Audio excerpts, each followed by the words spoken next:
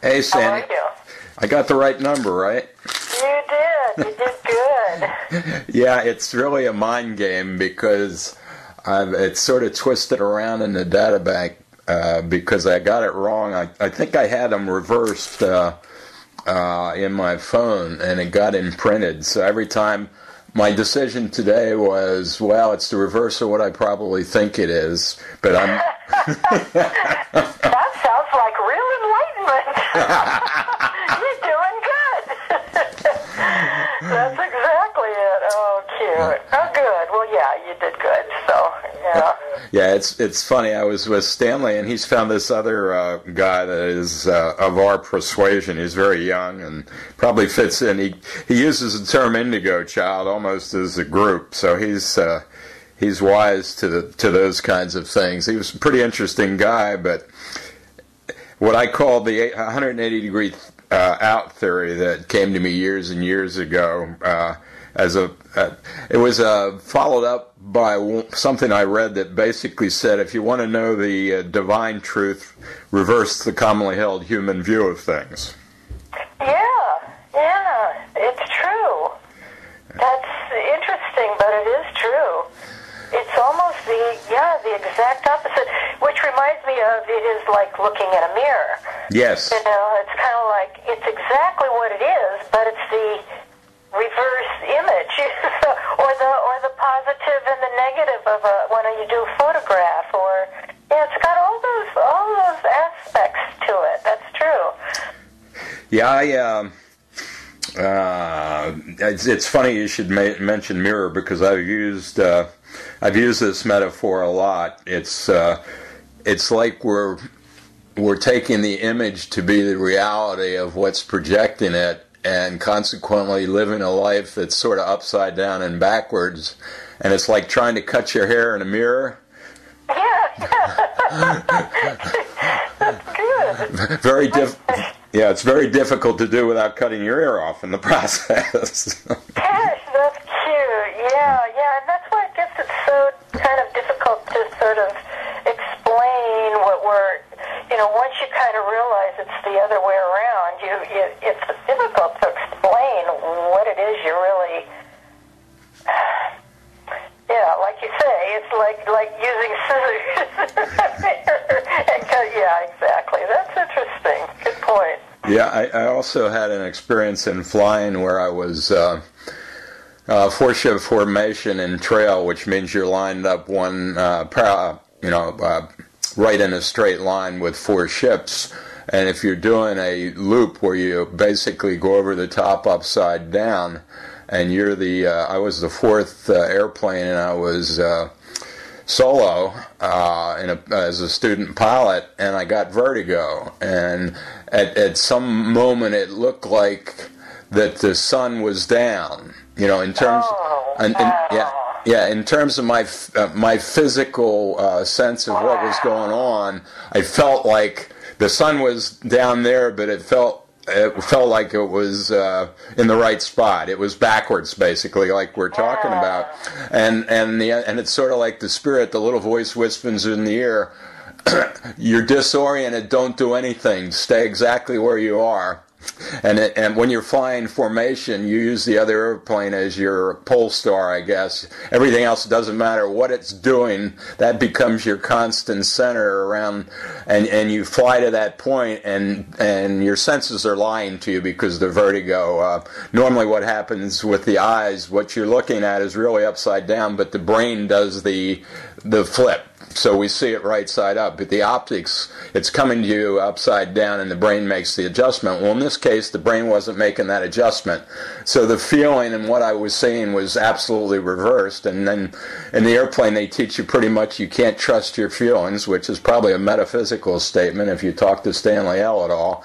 And you have... It certainly is. Yeah. My gosh, your whole flying experience, you're telling me, is totally a metaphysical or a metaphor for exactly it. Absolutely that. And the interesting thing is you got a whole bunch of instruments up there to fly by, basically, particularly when you're on instruments and you can't tell what's going on outside and your senses will lie to you because of the vertigo and so forth, where you can get a thing called the leans where you swear you're right side up, but you're flying the airplane on a 10 degree off angle, a bank angle.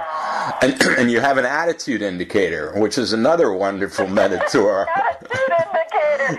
Attitude, not altitude, attitude. Attitude indicator. Oh my gosh. Yeah, it's your primary reference for instrument flight, basically. Oh my God, that's amazing. You see, your whole flying is totally, you were the living metaphor of the truth with your flying. That is beautiful. Well, the funny part is I made a little bit of partial reference, but right now with us, it's the first time I've seen. My goodness, that's exactly what it is, because it shows you your right relationship to the earth or the horizon, basically. Oh my gosh, that is amazing. Everything is telling us. Everything has a voice. Everything is God speaking to us, showing us the way. I mean, that's amazing. An attitude. Because for me, it's always been, I mean, the recognition that everything in my life was based on my attitude. There was nothing else I could change, but I could change my attitude.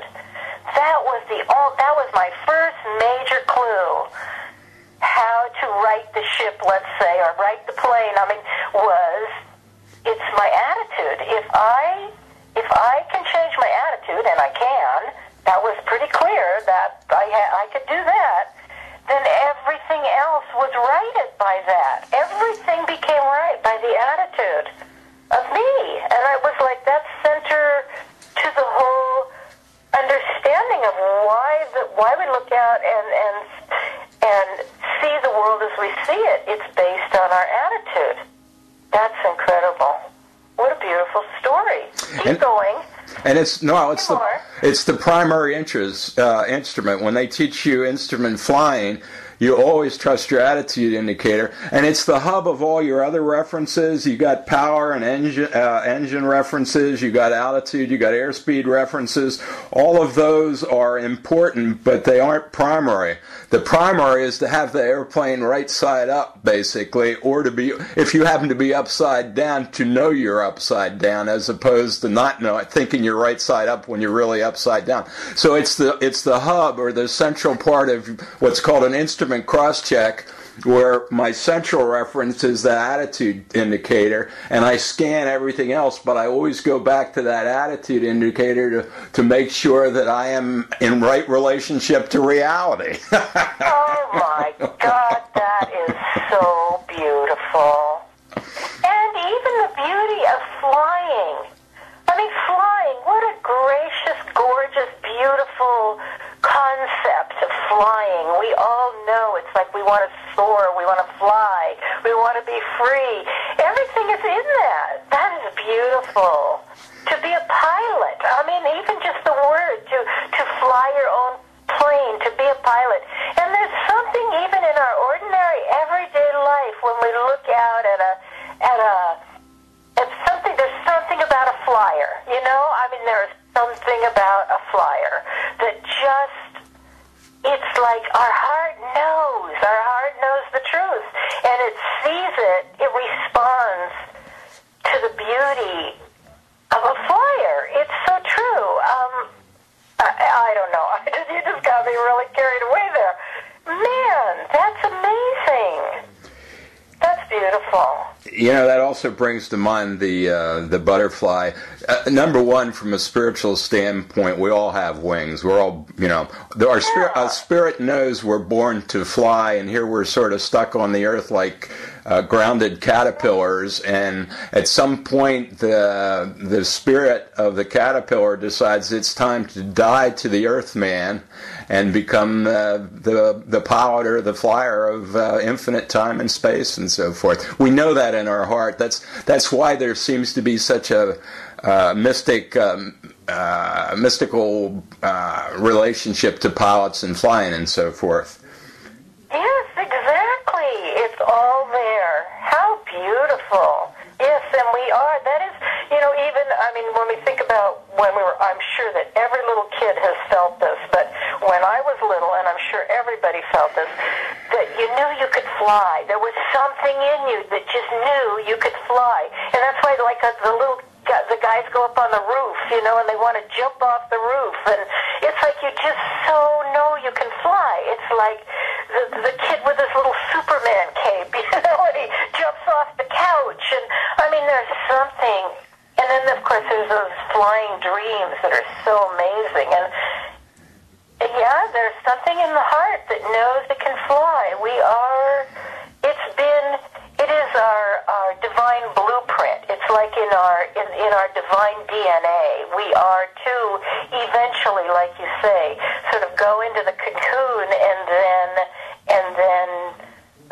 come out being the butterfly. It's all there, and it's the truth, and that is what we're doing, and that's the longing, I think, and people look at the world and just go, this can't be, this isn't it, this isn't what we're supposed to be doing, and feeling, and how we treat each other, but it's about that flying, it's about that soaring in your heart, knowing who you really are is what it really is. Well, that's all it takes. As soon as you know who you really are, then you find yourself in the air.